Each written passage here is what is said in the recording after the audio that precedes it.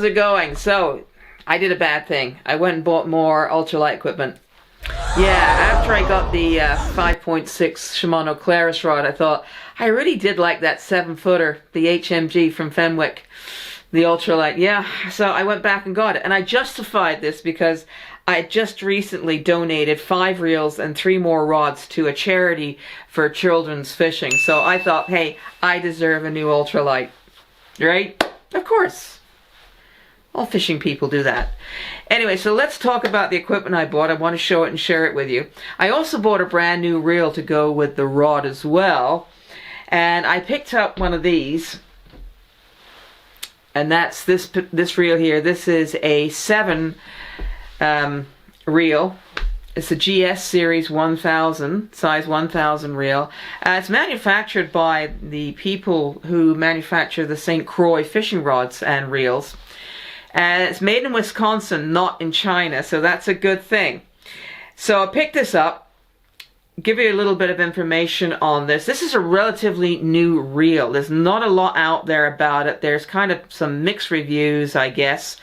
But for the most part, they're pretty decent reviews. So let's give you a rundown on the construction and some of the features on it.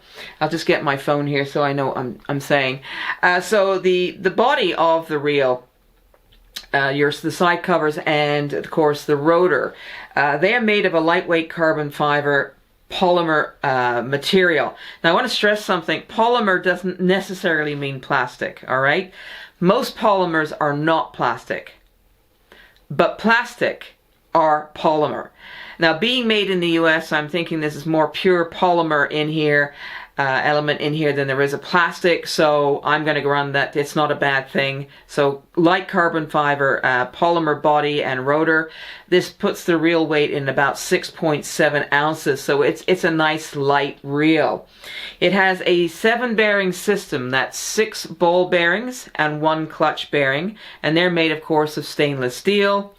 The spool itself is a forged and anodized aluminum spool.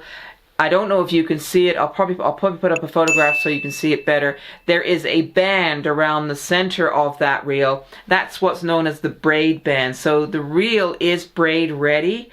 And yeah, you can use braid on this reel, and I'll show you why in a minute. So it is braid ready.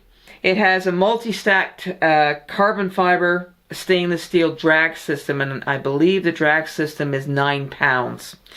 Now it's a 5.2 to 1 gear ratio. It has a rate inches per turn is about 24 inches, 26 inches. So that's not bad for a little reel this size. And the pinion is something that I was quite impressed with. I'm just going to take the cap off so you can see it. Now the GS stands for the gear. The geared S-curve oscillation reel. Now look at that pinion. It's a pretty solid one. So you wouldn't have too much problem running braid on this reel. Now what does the slow oscillation curved S-curved oscillation mean? Well, basically what that is that it allows the line, because there's very little or slow oscillation with the rotor and the spool as it goes up and down.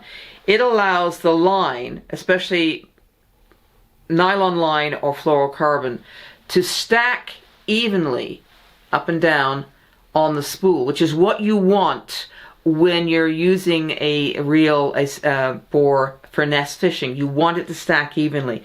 And the reason for that is that it gives you better casting and retrieval ability. All right. Now there's some argument that the slow oscillation reels are not good for braid, that you're better off with a faster oscillation. And the reason for that is that you don't want braid to stack. You want braid to kind of crisscross as it goes back on the reel, because braid will grab onto itself and that will inhibit casting. It will you know, it'll disrupt your casting.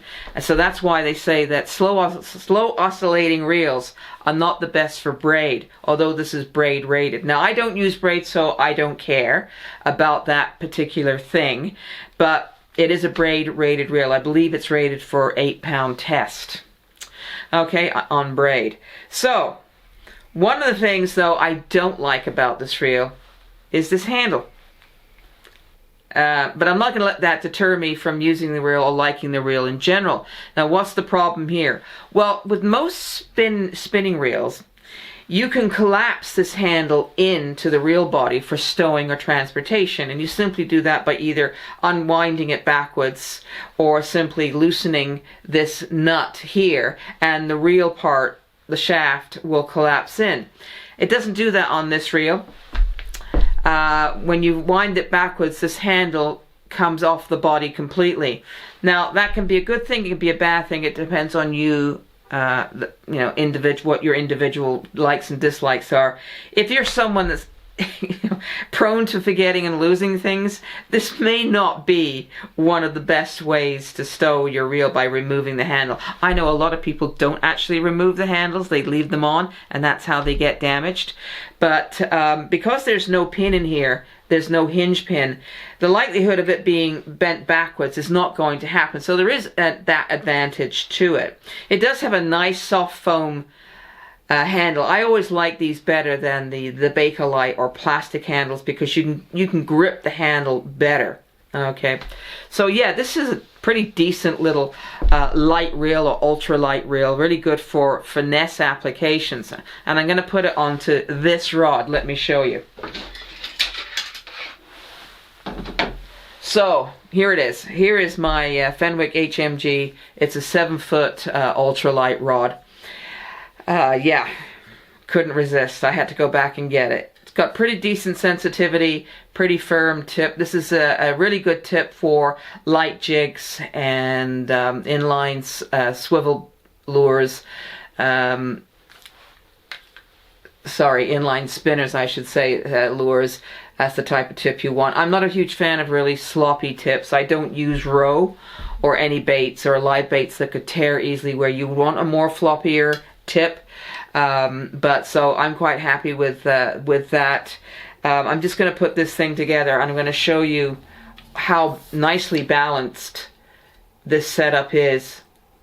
I have to kind of hold this on an angle here because this is a 7-foot rod. As you can see, it's pretty well balanced, and that's what you want in a fishing rod. You want to make sure your reel and your fishing rod are matched properly. You don't want the reel too heavy, you don't want the reel too light, because it will affect your ability to cast and your duration or your stamina when it comes to fishing. As you can see, this is a pretty sweet setup. Now, there is a 750, an actual ultralight reel in this series. I wasn't able to get my hands on it, but looking at the way this sits with the 1000 series, I think that the 750 might be just a little bit too light for this 7-foot fishing rod, and certainly for an ultralight that's pushing 8 feet. You can get them. It might be a little bit too light to use, but I'm quite happy with the 1000 series here, and I'm really looking forward to getting out using this and its running mate, the Shimano Claris 5.6. I've had the 5.6 out. I've used it, cast with it. I haven't caught anything yet because the weather just, the situation just wasn't conducive to fish catching that day, with either high winds or it was a bit too cold. Hopefully in the next couple days we'll get to go out and we'll try both of these fishing rods and my bastardized version of a light fly rod with a micro spinning reel for the magnets, the trout magnets and the panfish magnets. So I'm looking forward to doing that. There should be some good times out there this year.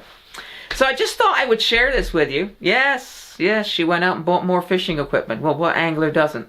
So I'm quite happy with the setup. I got a sweet deal on it. And looking forward to getting out there and casting it and see what we can get. Anyway, so until the next video, and hopefully it's one where we're actually fishing, this is Sharon saying thanks for watching and tight lines. Bleh.